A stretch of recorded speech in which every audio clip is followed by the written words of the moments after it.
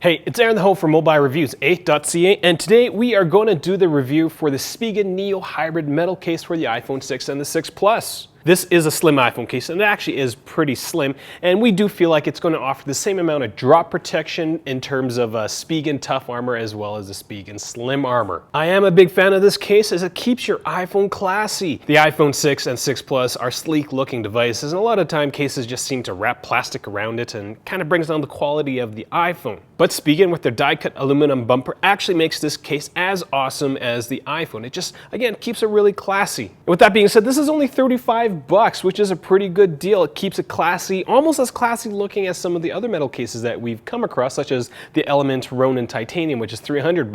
$35, great deal. The only two things that I have gripes about for this case, and they're very minor, is that it's a little more difficult to use with one hand, and it's definitely going to show wear and tear a little more when compared to a plastic case. Based on my time with this case, I gave it a score, 4.2 A's out of 5.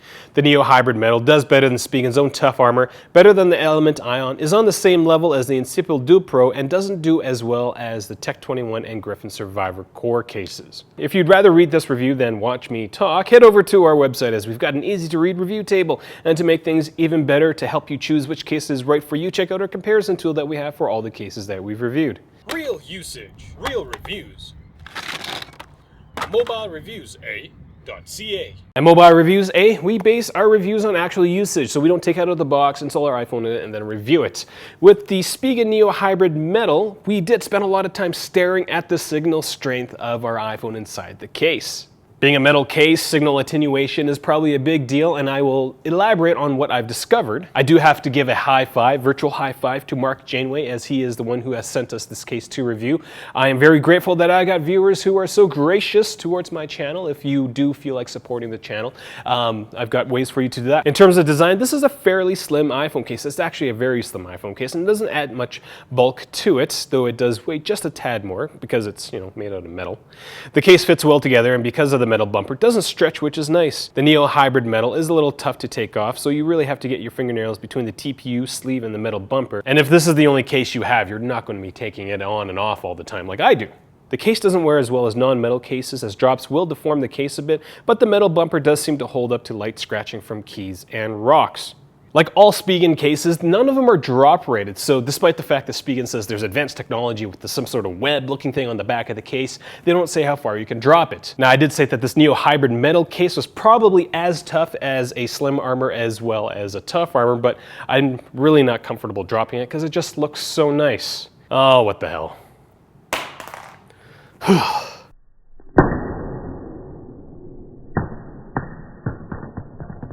That was actually kind of neat. The metal case took a small piece of concrete with it.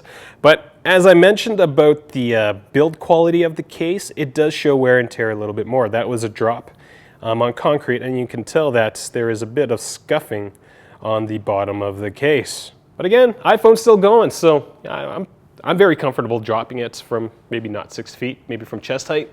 In terms of screen protection, the case doesn't come with a screen protector, and according to Spigen on the internet site, the lip is only 0.8 millimeters, but we think that's a typo because the lip is much deeper than the lip on the Spigen Tough Armor. You're definitely going to be able to install third-party screen protectors, and with one installed, you're still going to have a bit of clearance between your flat surface and the screen protector. Mark Janeway was one of the guys who mentioned that to me, so, give him props where props are due. In terms of accessing your iPhone inside the case, you can easily get to your hardware buttons, and unlike the Slim Armor, getting to your mute switch is fairly easy. The cutouts at the bottom are large enough to handle third-party cables like the Amazon Basics cable, but the cutout for the headphones will only handle headphones that are just slightly larger than Apple EarPods.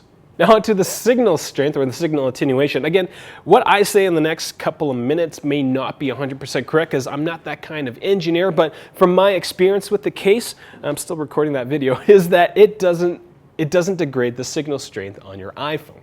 Now on my iPhone, I've changed it from bars to actual values to give me a better indication of signal strength. Now from my understanding, the values that show up on the iPhone are almost always going to be negative. My understanding is that signal strength is based on a logarithmic scale, so values that are closer to the zero, so differences between values that are closer to zero are going to have a bigger effect than values that are further away from zero. From what I can gather is that signal strength, 5 bars is usually about minus 70, minus 60, minus 70 decibel dBms.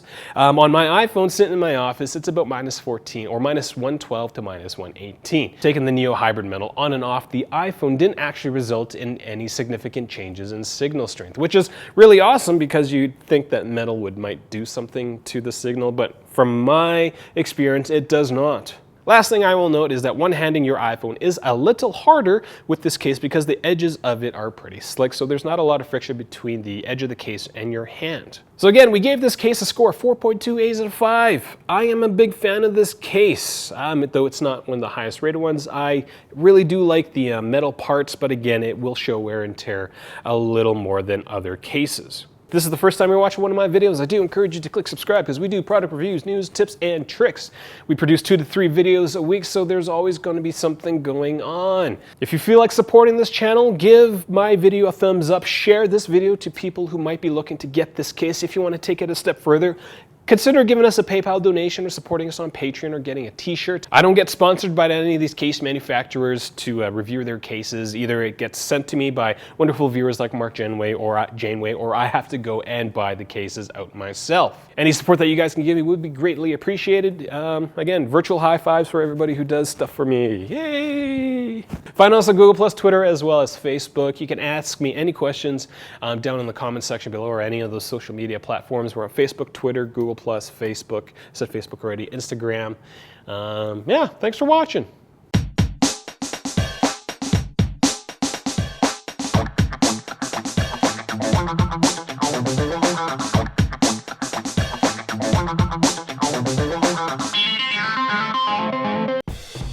.8mm high, which isn't very high according to high, which again isn't very high, but according, Jesus, do I know how to write? What kind of English is this? 0.8mm, which isn't very high according to Spigen. I don't even know what that means. Last thing I will note is one-handing your iPhone is a lot harder. Last thing I will note is that one-handing your iPhone is a little